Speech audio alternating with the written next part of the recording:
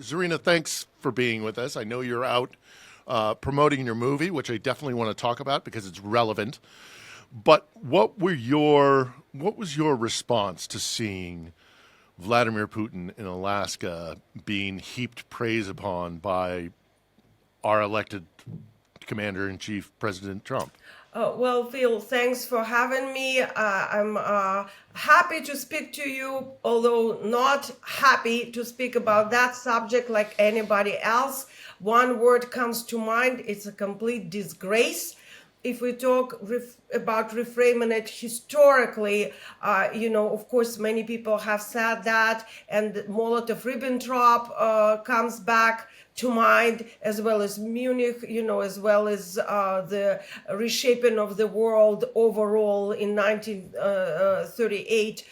And it was a shameful feeling to watch the president of the United States of America, my country, for many, many years, shaking hands and waving to the convicted criminal and mass murderer. There's not much to say there. However, I was concerned about the global community and the colleagues, the member of press, being too much involved and preoccupied with the optics and the theatrics. Because what I have learned from many years of investigative work on the Russian deals, something like this almost signals a shady deal or something of importance happening in the background while everybody is being distracted.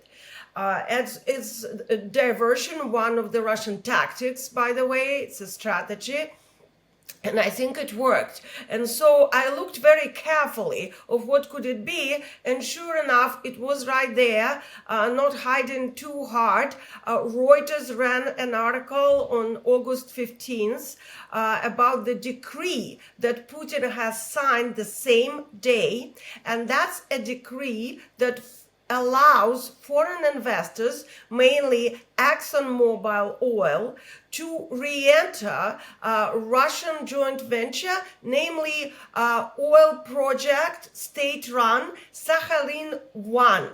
That project is a gigantic, enormous venture, and it is operated now by Rosneft, which has a familiar to some figure of Igor Sechin, who is a long-term ally of Vladimir Putin.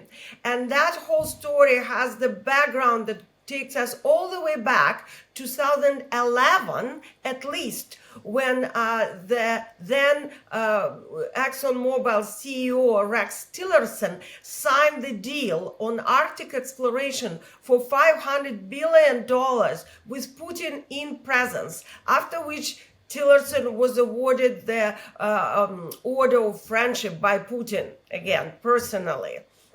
And here I want to add that significantly in 2016, that same Rex Tillerson was appointed the Secretary of State, no less, by Donald Trump during his first term. And here we can turn to never verified, nevertheless, still there, Steele dossier, which claims that Rosneft deal, the sales of it and the brokerage fee of $11 billion was at the heart of the Russian interaction with the future Donald Trump administration. Yeah, everybody fixates on the P tape when they talk about the Steele dossier, but the vast bulk of it was how compromised Trump and his associates are by connecting with all these different oligarchs and Russian power brokers. So, nobody should be particularly surprised, that the transactional monetary issues. I mean, there was an entire separate plane that followed Putin's plane filled with corporate executives and representatives of various state-run agencies. How concerned are you that there is some sort of economic transactional agreement being made in behind the curtain in the shadows, and what do you think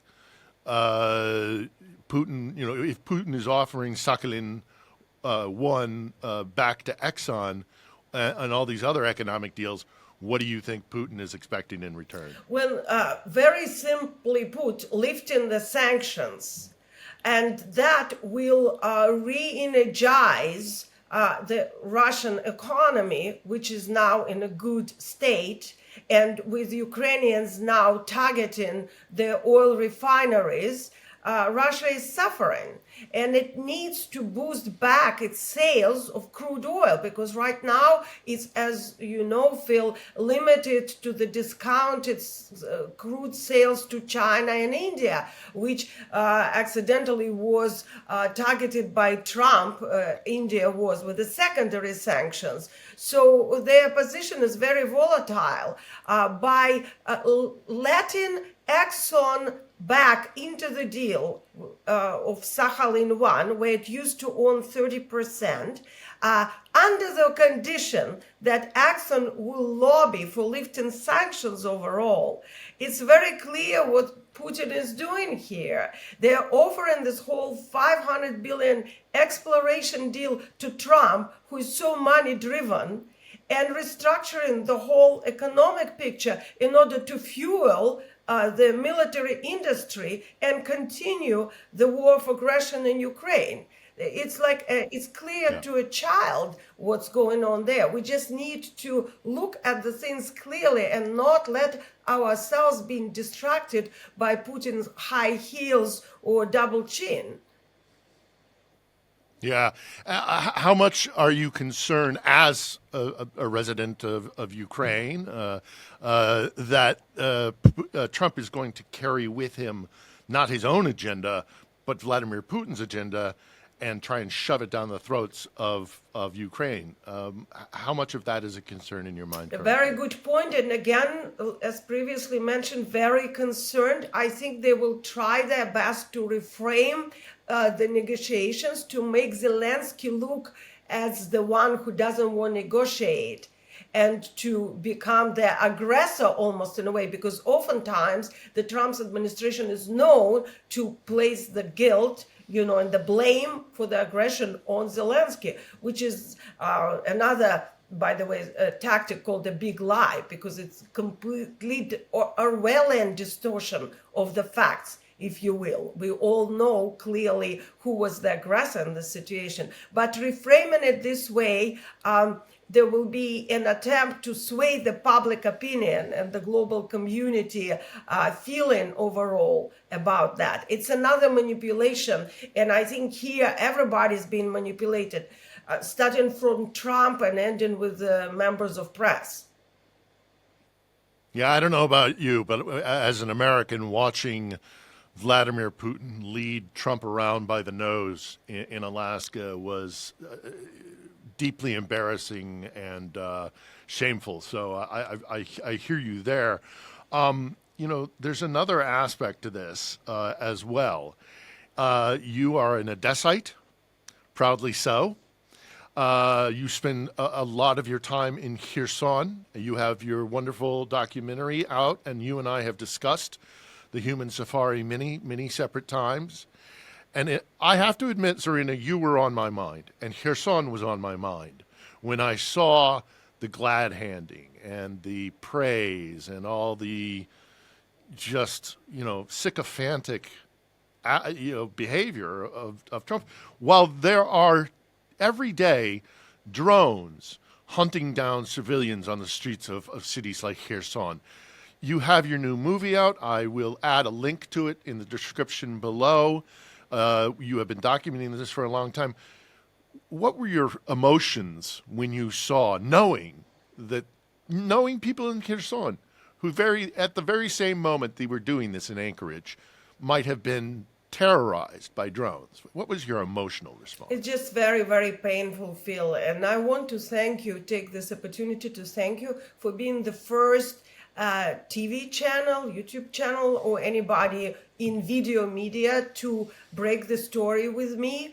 Because as you know, Human Safar took 3 months to break. And between Byline Times, Euromaidan Press, and you, we were the first ones to deliver it to the public. And then it took months, and it's still taken already a year, over a year, to kind of deliver it to the collective knowledge. And there are reasons for it that I'm not going to go into that in detail, but basically it's a psychological defense, as we discussed it during this first show, because it's a moral injury to a normal psyche to know that a human being is able to hunt another human being. And I can't believe that we talked about it a year ago. It's been a year. Over a year Spoke ago, about at it. least. And you're right. I think there is something about it's so atrocious that the normal human mind rejects it because of its scale of. But then the same thing was happening in the Second World War with the Nazi extermination camps. Exactly, So exactly. sometimes, even though you know it and you see it right in front of you, your brain denies it. So I will keep pushing that story. I'm going to advocate for your documentary. I know it's being very well received.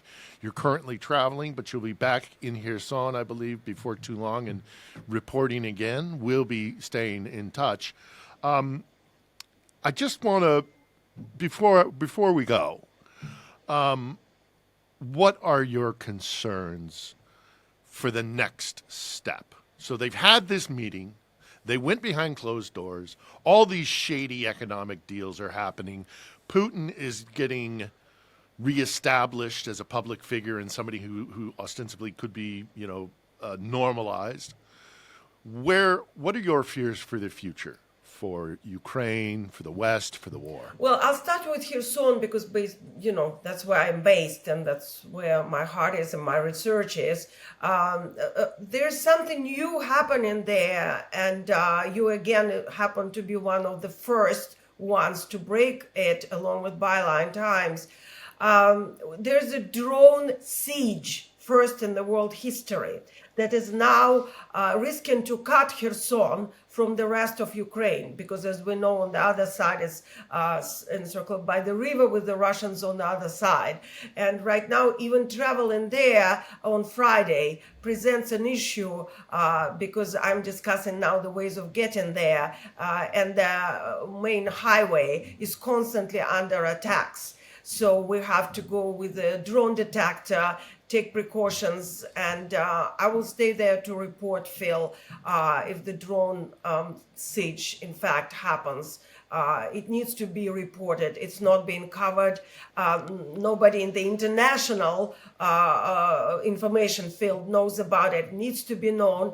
Russians talked about it, about the notion, the concept of drone siege as applied to Sumy. And they failed to do it there for various reasons. And now they're trying to do it to Kherson. So that's my concern for Kherson, obviously for Sumy as well, for other places, other cities and villages along the front line. Overall, for Ukraine, my concern, and not just mine, but apparently Zelensky's and SBU and Syrsky said it today, that the attacks will intensify. And that usually what happens. It's a typical pattern. So we are to expect more attacks overall on every city in Ukraine, because Putin is a bully and he's showing force and he's showing violence as a sign of force to convince Trump, and it works. So that's my concern for Ukraine. And globally, I'm again afraid more than of anything is of manipulation on a long term, where apparently even Europe will be swayed and kind of like tricked into submission following the US steps and basically abandoning Ukraine, which in turn, from a bird's eye view, will lead to a global catastrophe and another major war, because Russians are already mobilizing intensely the Ukrainians in occupied territories. Just this morning I read about the increase in mobilization in the Khersonian occupied regions, and they will have this giant army of people who know how to fight, and that army will not stop, Phil, as we know it. They will keep marching through Transnistria and on to Romania and the EU if we don't stop them. And we are not doing enough to stop them. We, as a global community, as the West, I mean, you personally do more than most people, as you know, as a journalist. And I try, we have a lot of good, conscientious journalists who are trying to stop it. But overall, as industry, we're failing. And that's one of my concerns.